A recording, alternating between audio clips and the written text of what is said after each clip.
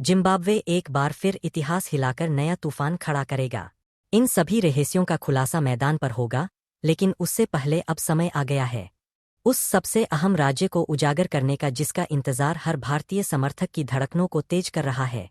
यानी कप्तान सूर्य कुमार यादव द्वारा घोषित अंतिम प्लेइंग 11 कौन रहेगा, सुरक्षित कौन होगा बाहर और किस घातक योजना के साथ उतरेगी भारतीय सेना। तो दोस्तों अब सामने आ चुका है वह क्षण जिसका इंतजार पूरे देश को था, क्योंकि जिम्बाब्वे के खिलाफ सुपर 8 के युद्ध के लिए कप्तान सूर्य कुमार यादव ने नई और बदली हुई अंतिम प्लेइंग 11 का ऐलान कर दिया है। और इस चयन ने कई चौंकाने वाले फैसलों से सबको हिला दिया है।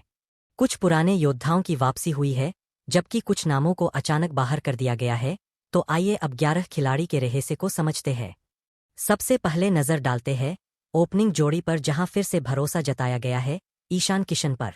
हालांकि पिछले मुकाबले में दक्षिण अफ्रीका के खिलाफ ईशान उम्मीद के अनुसार धमाका नहीं कर सके थे। शुरुआती ओवरों में तेज शुरुआत की आशा थी, मगर वह लंबी पारी में नहीं बदल। फिर भी कप्तान ने उन पर विश्वास बनाए रखा है, क्योंकि ईशान ऐसे आक्रमणकारी बल्लेबाज है जो पहली ही गेंद से विरोधियों पर दबाव बना देते हैं। उनकी सबसे बड़ी ताकत है तेज प्रहार करना और पावर प्ले का पूरा लाभ उठाना। अगर इंसान इस टकराव में 10 से 12 ओवर तक टिक गए तो मुकाबला पूरी तरह भारत के कब्जे में जा सकता है। उनकी जिम्मेदारी साफ है, शुरुआत में तूफान लाना। अब दूसरे ओपनर की बात करें तो यहाँ सबसे बड़ा विस्फोटक परिवर्तन हुआ है। जी हां, अभिषेक शर्मा को बाहर कर दिया गया है और उनकी संजू सैमसन को मौका मिला है। अभिषेक लगातार 4 मुकाबलों में संघर्ष करते दिखे। शुरुआत मिली मगर बड़े रन नहीं आए और अब सुपर 8 में जोखिम की कोई जगह नहीं बची। इसीलिए संजू सैमसन को मैदान में उतारा गया है। संजू एक शानदार और संतुलित बल्लेबाज है, जिनके पास समय, ताकत और लंबी पारी खेलने की क्षमता मौजूद है। अगर संजू रहे तो 60 से 70 रन बनाकर मैच का रुख पलट सकते हैं। उनका शांत स्वभाव और दबाव में टिके रहने की कला भारत के लिए वरदान बन सकती है और यह मुकाबला उनके कैरियर का निर्णायक मोड़ साबित हो सकता है।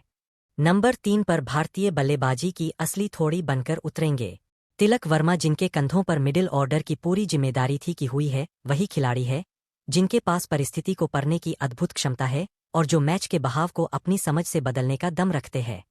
अगर शुरुआती ओवरों में भारत के विकेट जल्दी गिर जाते हैं और टीम दबाव में आ जाती है, तो तिलक वर्मा वह दीवार बन सकते हैं जो विरोधी टीम की हर चाल को नाकाम कर दें। उनके पास धैर्य भी है और जरूरत पड़ने पर आक्रामक दिखाने की ताकत भी।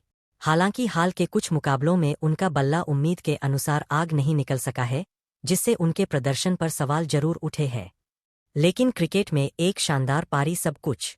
अगर वह अपने मजबूत शुरुआत दे देते हैं और एक दूसरे फॉर्म तैयार हो जाता है, तो तिलक वर्मा अपनी स्ट्राइक रोटेशन और तेज रन बनाने की क्षमता से रन गति को खतरनाक स्तर तक पहुंचा सकते हैं।